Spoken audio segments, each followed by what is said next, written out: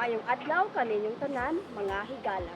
Ako si Van Alimar Nakwa, o kamo nagatutok sa Soho News. Ang inyong kasaligan na tumuran sa mga maayong balita.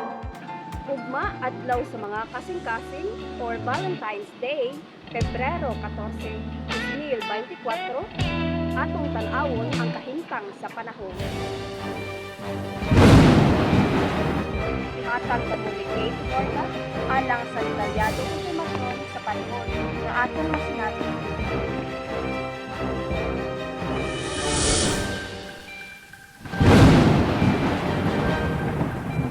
Maayong adlaw, ania kita karon para hatagag pagtagad ang atong kahintang sa panahon. Sa sayo sa kabuntagon, atong masinati ang temperatura sa Cebu nga mokabat sa 26 degrees Celsius.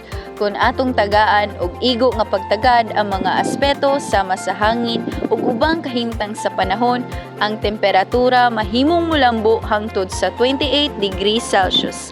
Kini nga adlaw adunay sa 2% nga tsansa sa pag-ulan ug ang hangin mugikan sa sidlakan nga adunay kusog nga 19 km kada oras. Sa tunga sa adlaw, ang temperatura sa Cebu mohapit sa 29 degrees Celsius ug mahimo nga molambo hangtod sa 31 degrees Celsius. Ang init sa adlaw magpadayon sa 60% uban sa kusog nga hangin nga mugikan sa sidlakan nga adunay 23 km kada oras. Sa gabii, ang temperatura sa Cebu mao ang 29 degrees Celsius, walay tsansa sa pag-ulan sa gabii ug ang hangin mugikan sa sidlakan nga adunay kusog nga 24 km kada oras.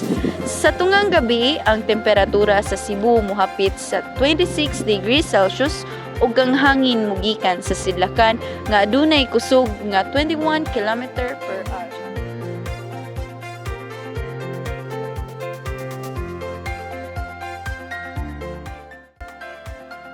Busa sa mga higala nga nagplano sa pagsuroy, pagsimba ug pag-date, ugmang adlaw maayo ang panahon. Apan, ayaw kalimti ang inyong sunblock para dili masunog sa init sa adlaw.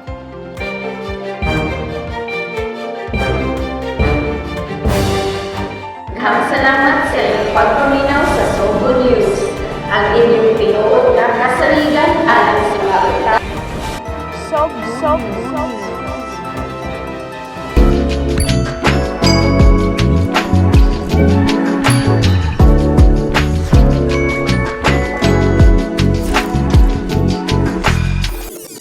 Nagplano sa pag-date sa ug pagsimba sa gawas, magsuroy, pag-shopping, or mangayo.